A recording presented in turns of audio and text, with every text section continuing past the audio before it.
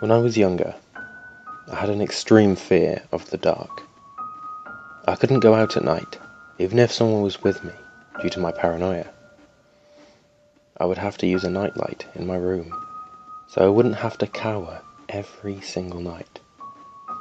But one day, around November, when it gets dark very early, I had to take the bus home from school because my parents couldn't pick me up. It was the first time I've ever had to use the bus, so naturally I was frightened of getting off at the wrong stop. So I got on the bus and sat down right at the very back, as far away from the other people as I could get. I'm not very good with people. After about 6 stops, everybody had gotten off but me.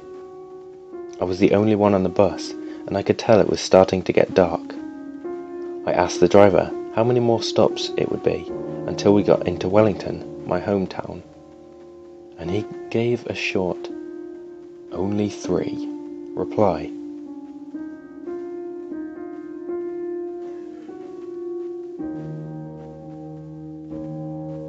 I felt relieved that I was nearly home, but I noticed the darkness clawing into view ever so quickly.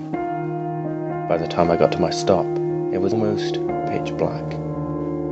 Only the surrounding streetlights paved my way home. I began walking off the bus, but my arm was suddenly grabbed by the bus driver. "It's dark out. Watch yourself," he said, in a slightly sadistic tone, a smile painting his face. I gulped and stepped off the bus into the black street. "It's only a 10-minute walk. You'll be fine," I tried to convince myself. But after about a minute of walking, a feeling of unease washed over me, as if I was being watched. It was bad enough just walking in the dark. I felt like I was going to have a panic attack, and my heart was racing like crazy. Then suddenly, I heard a twig snap behind me. I was skeptical about turning around, but I plucked up the courage to do so. I slowly moved my body, and then my head, so I could just about see where the noise came from. And right there, stood about 10 meters or so away from me, was a hooded figure, about 6 feet tall. He was incredibly skinny. I couldn't make out his face, as it was shrouded in the darkness of the hood. I stood there, frozen and unable to move. He was just staring at me. I knew he was. I managed to move my legs and slowly started to back away, hoping he wouldn't notice. But he did the same. He seemed to take steps exactly the same size as mine. I stopped, and so did he. My only other thought was to run. I noticed blood on his jacket and on his hands. This was what urged me to run.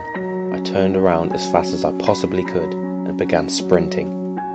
The man behind me did the same. I could hear his heavy boots pounding on the concrete as he chased after me. Now, it may not have been the best idea to turn around, but I did so, and I regret it. He was running like a crazed monkey, arms flailing and his legs not seeming straight. He began screaming. I didn't understand why people weren't coming out of their houses from being woken up by the incessant screams. I wish I had turned back sooner, because after a few seconds of looking at him, his hood fell off his face, and I caught a glimpse of it. That horrible, mangled face, a smile stretched from ear to ear, and his nose looked to have been broken.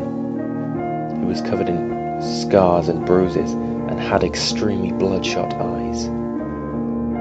It was the most horrible sight I've ever had to witness. I just turned back and ran as fast as I could all the way home. I didn't stop once. I fear that if I did, I may not be here to tell this story today. I got home, burst through the door and locked it behind me. Safe. I was safe. I walked up to my room, my heart racing, and shut my door. I peeked out the window to see if he was there, but he wasn't. He was nowhere to be seen. I slept uneasy that night. It's been 6 years since then. Now, I can't say if what happened to me was objectively real. It may have just been my imagination playing up in the dark. But later that week, there was a news bulletin showing a murderer who had just been arrested in my area. But every now and then, I swear I see the hooded man in the corner of my eyes and out of my window at night.